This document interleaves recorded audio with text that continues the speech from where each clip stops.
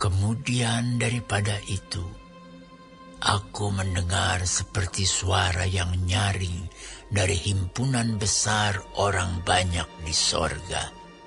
Katanya, Haleluya! Keselamatan dan kemuliaan dan kekuasaan adalah pada Allah kita. Sebab benar dan adil segala penghakimannya, karena ialah yang telah menghakimi pelacur besar itu, yang merusakkan bumi dengan percabulannya. Dan ialah yang telah membalaskan darah hamba-hambanya atas pelacur itu. dan untuk kedua kalinya mereka berkata, Haleluya! Ya, asapnya naik sampai selama-lamanya. Dan ke-24 tua-tua dan keempat makhluk itu tersungkur dan menyembah Allah yang duduk di atas takhta itu. Dan mereka berkata, Amin. Haleluya. maka kedengaranlah suatu suara dari takhta itu. Pujilah Allah kita, hai kamu semua hamba-Nya, kamu yang takut akan Dia, baik kecil maupun besar. Lalu aku mendengar seperti suara himpunan besar orang banyak, seperti desau air bah, dan seperti deru guruh yang hebat. Katanya, Haleluya! Karena Tuhan Allah kita yang Maha Kuasa telah menjadi Raja. Marilah kita bersukacita dan bersorak-sorai dan memuliakan Dia, karena hari perkawinan anak domba telah tiba dan pengantinnya telah siap sedia.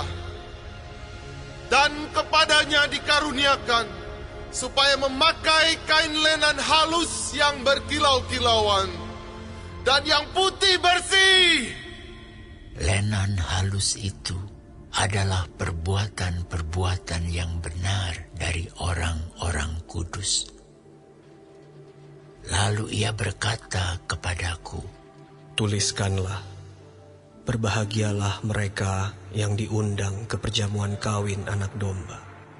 katanya lagi kepadaku, Perkataan ini adalah benar, perkataan-perkataan dari Allah. maka tersungkurlah aku di depan kakinya untuk menyembah Dia. Tetapi ia berkata kepadaku, Janganlah berbuat demikian. Aku adalah hamba, sama dengan engkau dan saudara-saudaramu yang memiliki kesaksian Yesus. Sembahlah Allah, karena kesaksian Yesus adalah roh nubuat. Lalu aku melihat sorga terbuka. Sesungguhnya ada seekor kuda putih, dan ia yang menungganginya bernama Yang Setia dan Yang Benar. Ia menghakimi dan berperang dengan adil. Dan matanya bagaikan nyala api, dan di atas kepalanya terdapat banyak mahkota. Dan padanya ada tertulis suatu nama yang tidak diketahui seorang pun kecuali ia sendiri. Dan ia memakai jubah yang telah dicelup dalam darah, dan namanya ialah Firman Allah. Dan semua pasukan yang di sorga mengikuti Dia. Mereka menunggang kuda putih dan memakai lenan halus yang putih bersih. Dan dari mulutnya keluarlah sebilah pedang tajam yang akan memukul segala bangsa.